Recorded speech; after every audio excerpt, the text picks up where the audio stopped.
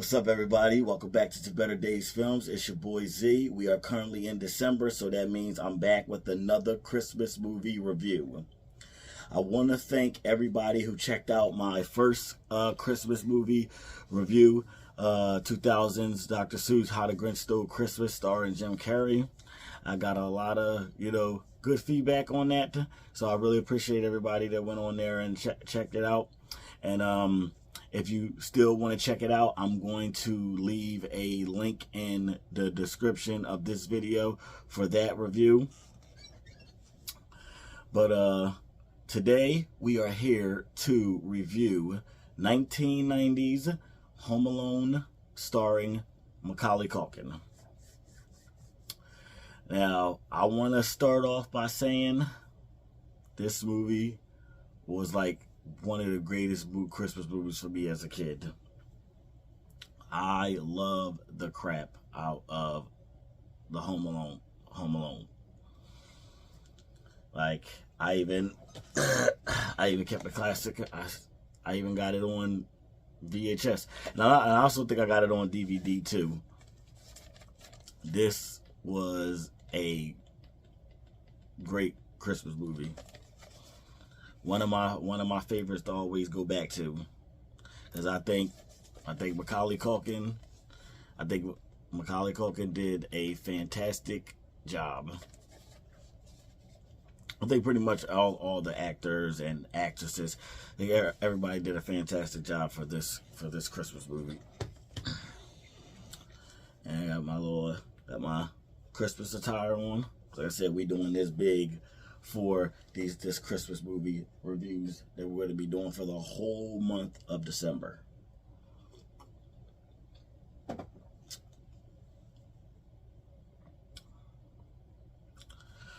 So the movie stars Macaulay Culkin, who is kind of like the black sheep of his family, the outsider, because for one, everybody a part of his family is, well, one, he has a big behind family, and pretty much everybody's a douchebag to him for, but most of the beginning of the movie. Like everybody, I'm talking about like everybody, like his brothers, his sisters, his uncle, his mom, dad don't treat him a certain way. It's kind of ridiculous in the way you look at it at the beginning of the movie. But Macaulay Culkin plays Kevin, which everybody knows because I'm pretty sure everybody's seen this. His family is planning a trip to Paris for Christmas. And we all know that, something goes wrong and Kevin gets left home all by himself. Because they ended up having a fight, an argument at if you want to call it dinner time, because they all got pizzas. They got like 12 pizzas, and Kevin comes down and goes for his cheese pizza because he doesn't. I feel Kevin on that because I don't eat olives and onions and all that crazy stuff on my pizza. Like I'll do cheese, pepperoni, extra cheese, and that's about it. Maybe sometimes bacon, but mainly I'll stick with the cheese. It's actually extra cheese. Well, he goes in the kitchen. He's looking for his cheese pizza. How to find out his brother, Buzz, his older brother, Buzz, ate his pizza. And Kevin's like, did anybody order me a plain cheese? And Buzz is like, well, yeah, we did. But if you want any, somebody's going to have to barf it all up because it's gone. So Buzz starts all like, blah, blah, blah. Get a plate. Blah, blah. And Kevin gets mad. bum rushes him, and as he pushes him, they knock all over all this eggnog, and just so happens their passports and airplane tickets are all on the kitchen counter. So they're trying to figure out as to why it's on the kitchen counter. So something important like that. Why is it laying on the kitchen counter? But okay. I guess it just brings back how unorganized Kevin's family is, because the house is in chaos. Is in chaos with everybody walking around looking for stuff, can't find stuff. When somebody's looking for shampoo, and she's like, you're like, do you know where the shampoo is? Or, I don't live here. I can't believe this many people in the house and there's no shampoo. So as they're cleaning off the, like, with napkins and stuff, the plane tickets and passports, accidentally throws Kevin's airplane ticket, in the garbage. So his family's all mad at him, like, his mom's like, what is the matter with you? Kevin's like, but as far as started it, he ate my pizza on purpose. He knows I don't eat onions and olives, and his uncle's all like, look what you did, you little jerk. Dead silence. Whole kitchen's looking at Kevin. And his mom's just like, Kevin, get upstairs right now. And he's like, why? And then his brother's like, Kevin, you're such a disease. And Kevin's all like, shut up. And Dad's like, Kevin, upstairs. But Buzz didn't get in trouble.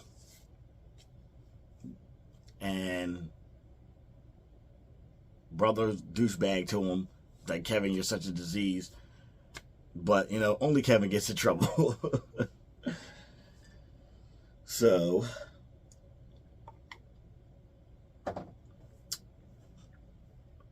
Kevin gets sent to his room, and but one of my favorite lines is, she's like, there's 15 people in this house, and the only one that has to make trouble. He's like, I'm the only one that's getting dumped on.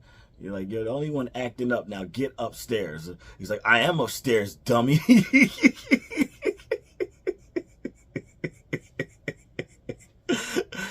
So, as a kid, I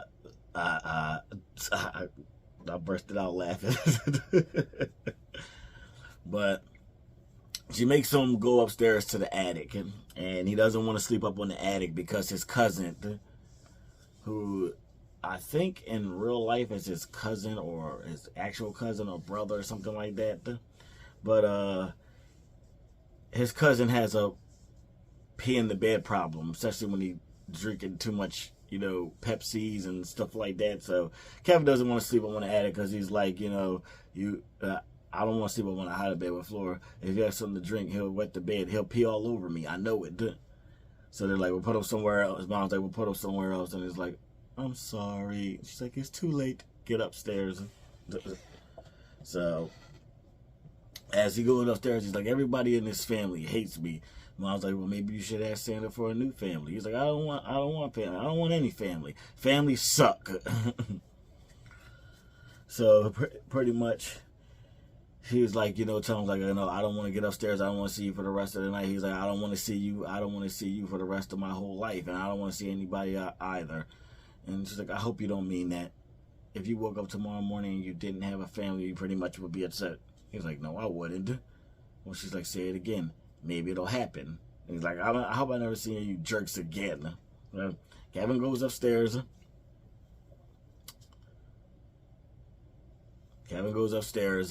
And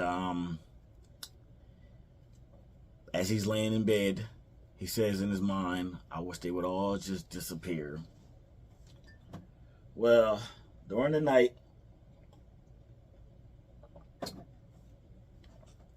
because they have to be, they're getting picked up for the airport at 8 o'clock in the morning. Well, in the middle of the night, the wind's blowing, a tree branch knocks out the power line. They lose electricity in the house. Well, they got to be up to get to the airport to leave at 8 o'clock. Well, the vans are there to pick them up, and everybody in the house is still asleep. They're knocking on people. They got the people that's picking them up are knocking on the door, and Mom looks at the watch and like, Peter, we slept in. So the house is in chaos. Everybody getting together. It's this little boy that's their neighbor that comes over and is bothering the guys that's loading the truck with their luggage, loading the van with their luggage, and loading luggage, and he's kind of annoying. Well, I think it's her niece, Kevin's mom's niece, tells her to take head count, make sure everybody's in the van. Well, the little boy that's their neighbor is in the van going through their stuff. That was really weird. But as she's counting everybody at the van, she counts him. Meanwhile, counts him, they leave to go to the airport. They're running through the airport like crazy to make their flight. They make the flight, and they're like, I can't believe we made it. I hope we didn't forget anything. And next scene, they forgot Kevin. Kevin was still there. You can tell it might be Kevin's a hard sleeper because that house was in chaos, and I'm actually surprised he slept through there. It could be because he was in the attic, it could be because, he was up in the attic, but,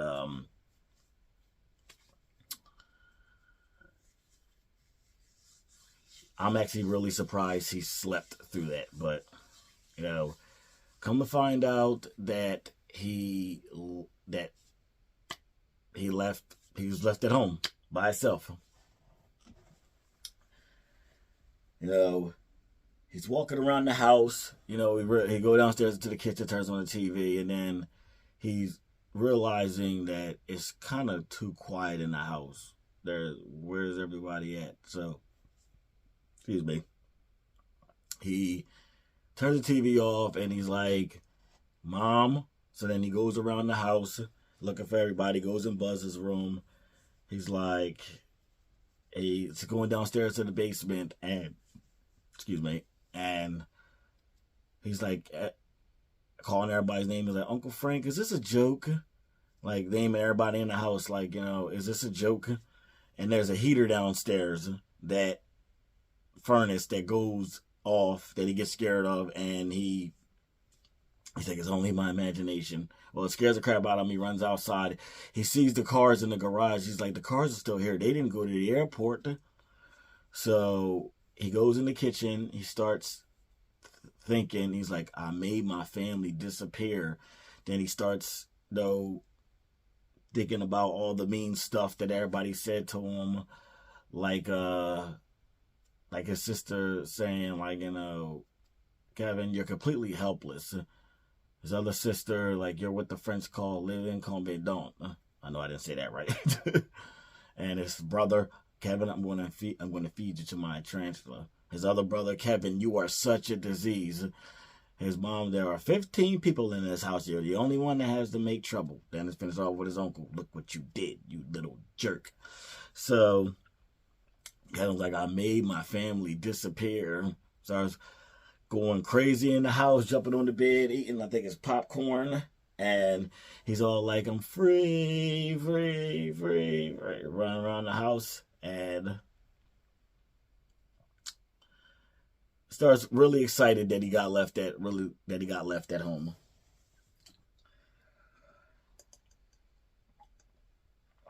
He goes in his brother's stuff,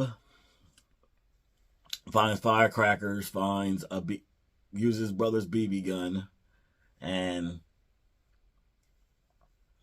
sits down to watch a movie with a crap ton of ice cream and stuff. Well, there's a movie that he shouldn't been watching. I forget what the name of it is. I think it's Angels with Filthy Souls or something like that.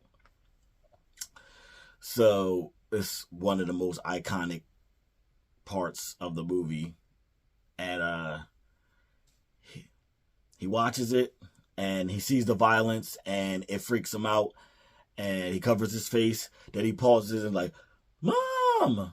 Then it cuts to the airplane. Mom wakes up. going through her stuff. So, like, she has this feeling that they forgot something. And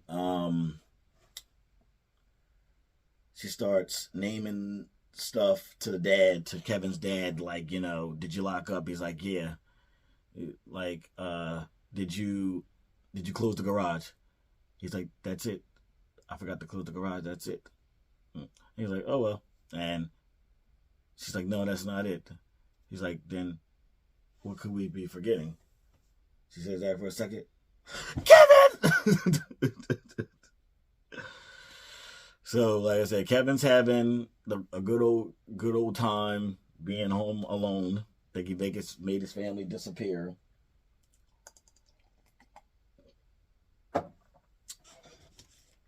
And goes back to, well, another part of the story is we all know Marvin Harry.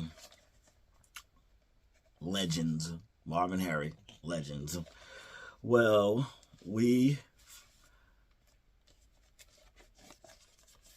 Joe Pesci's character, Harry, was actually at Kevin's house dressed as a cop the night he got in trouble. The night he got in trouble and sent up to his room. Because them two Marvin Harry is, we all know, is, crooks. They're thieves. And Harry's pretty much going to house pretending to be a cop so he can get the information on what the family was doing for Christmas, if they was going to be home or not. Well, Kevin's whole block apparently went on vacation, did something for Christmas. So Marvin Harry is going to pretty much rip off the whole entire block. But little do they know Kevin's at home. So they try to start off with Kevin's house. And Kevin hears them, and he goes to turn on all the lights, and they see because they're going to go around back to go into the house. They go down, and the light comes on. They're like, I thought you said they were going. They were supposed to leave this morning. Like, let's get out of here. So,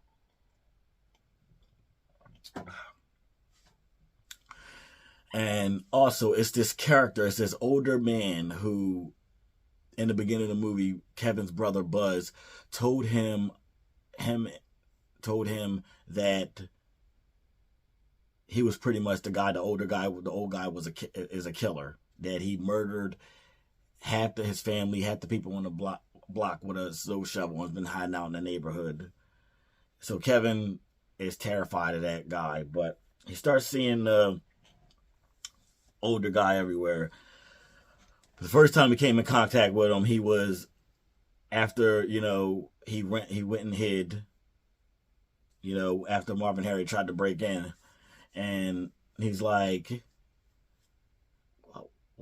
only a wimp be hiding under the bed. I'm the man of the house. So he goes outside. Hey, I'm not afraid anymore. You hear me? I'm not afraid anymore. The older guy comes up. Yeah, looks at him. Ah! Runs back in the house screaming. And just jumps back into bed. Meanwhile, family get to Paris. They call the police department to try to get somebody to go over to check on Kevin and let him know that they're coming home to get him. But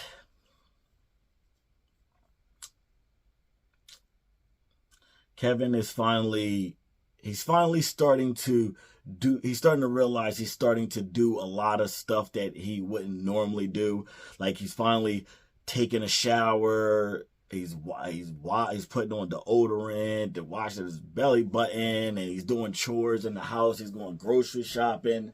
Because in the beginning of the movie, he also, he was terrified to pack his suitcase. He's like, I don't know how to pack a suitcase. Well, since he's home alone, he started doing he's doing chores, he's doing laundry, he's grocery shopping. And he's taking care of his hygiene, and it shocks the crap out of him. Well, Marv and Harry are pretty much ripping off the whole entire neighborhood. Kevin, they run into Kevin after he goes to the store to pick up a toothbrush, which he accidentally shoplift because the old guy came in the store. Kevin got scared and ran out with the toothbrush, and a cop went chasing after him, and he got away. But he runs into Marv and Harry, and Harry doesn't like this look that Kevin gave him when he said Merry Christmas. So they're going to follow and find out what house he goes into. But Kevin, runs. They realize they're following him.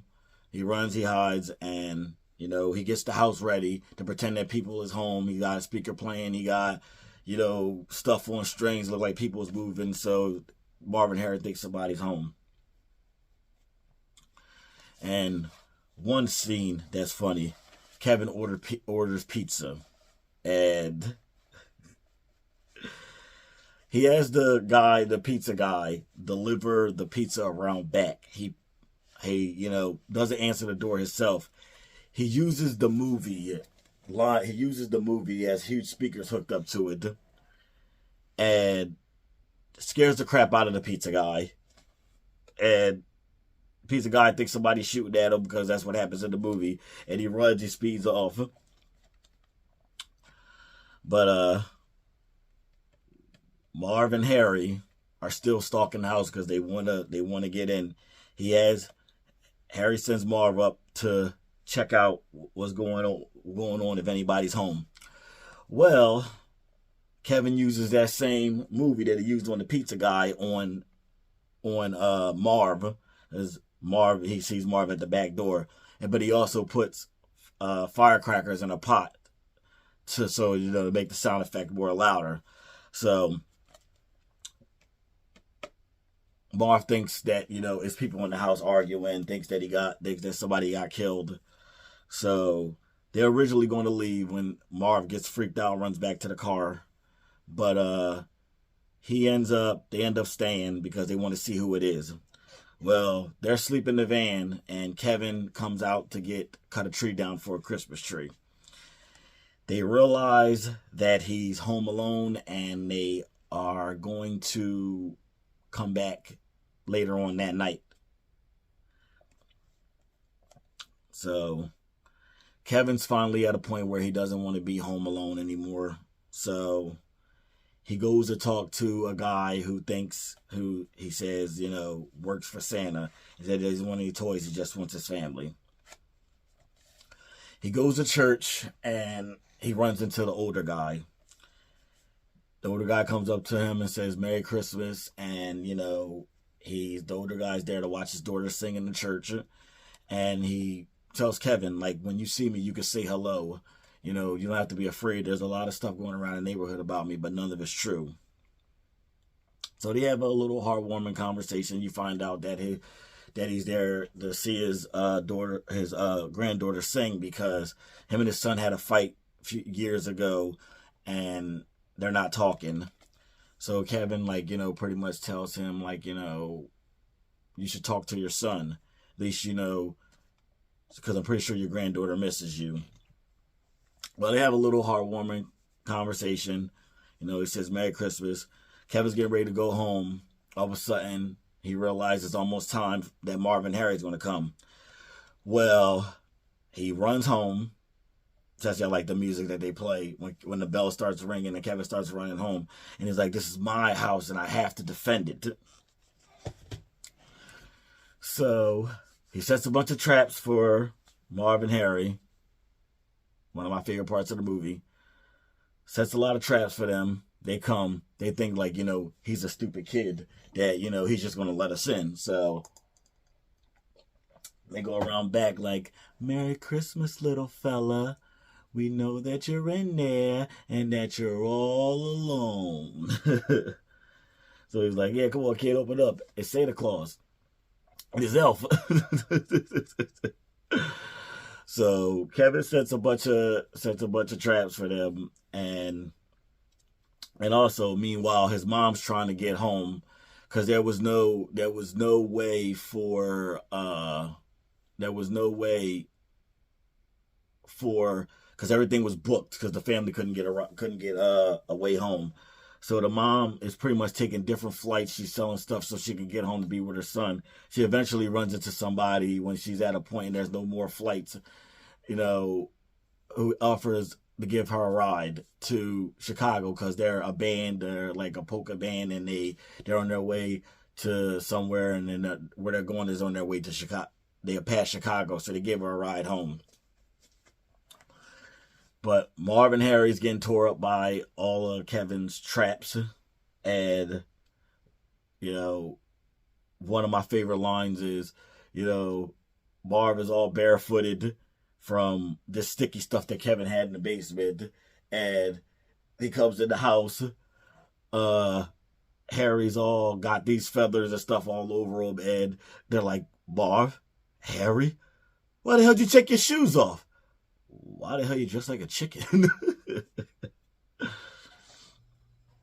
So they end up going through all of Kevin's traps, and eventually Kevin calls the cops and the cops say that one of his neighbors is being robbed, so he's gonna try to get the cops to catch him across the street. Which I'm kind of confused at why did he call to say just come to his house. But anyway, they follow him, but they outsmart him. They don't go down the basement, they go around. So when he opens up the basement door, they're right there. So they hang him up on the door, and they're like, "What do we do to him, Harry? We're gonna do the same thing he did to us. Gonna burn his head with a blowtorch. We're gonna smash his face with an iron. Made hit him in the face with a paint can, maybe, or shove a nail through his foot." So he's like, "But first, I want to bite off one of these little fingers, one at a time." So the older guy sneaks up behind him because I guess he saw them go in the house, and he knocks him out with the shovel. And the cops, he takes Kevin home. The cops come, and they know exactly every house that they hit because Marv leaves the water running in every house that they rob because he's like, that's their calling card. And Harry thinks it's a dumb idea, and it's a sick thing to do, but they're ripping people off. Well, they get arrested, and next day, family comes, mom comes home, and she says, "Kevin, I'm so sorry." They hug. And eventually he's like, "Where's everybody else?" And she's like, "Oh, sweetie, they wanted to come." And then the rest of his family come walking through the door. They ended up catching the flight on Friday that his mom didn't want to wait for. But I guess it's just to show, like, you know, a mom would do anything to get to her kid. Well, you know, they have a little heartwarming conversation. Everybody's happy to see Kevin. You know, they find out he went shopping and stuff and did laundry, and they're all shocked. They're like, they don't know how to tie his own shoes, but he went shopping. So everybody, you know, it's heartwarming. Kevin looks out the window. It's all snowing and stuff. He sees the older guy. He had the conversation with his son, and everything's good. He sees Kevin. They wave. You know, they walk into the house, and it's like, you hear Buzz, "Kevin, what did you do to my room?" And another funny part sorry about that. We had a little technical difficulties, but, you know, we're going to continue this. As I was saying, one of my favorite parts of the movie, like I said, Buzz has a tarantula. Kevin lets it loose by accidentally knocking everything off his brother's shelf. Well, the tarantula's loose in the house, and there's a part where Marvin does capture Kevin while he's running, gets his leg. So Kevin sees the tarantula on the step. He picks it up and puts it on Marv's face. Marv freaks the hell out, and the scream that he does, I can't even imitate. No. But that's another funny line. But this is definitely one of the classic Christmas movies. Definitely a classic. You know, I liked the story. I liked, you know, everything about it. And if on the scale 1 to 10, I would give this movie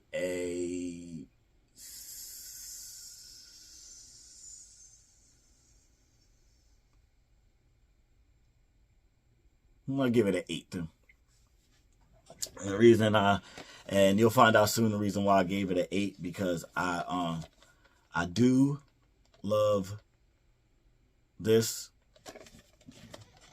I definitely really love this one, but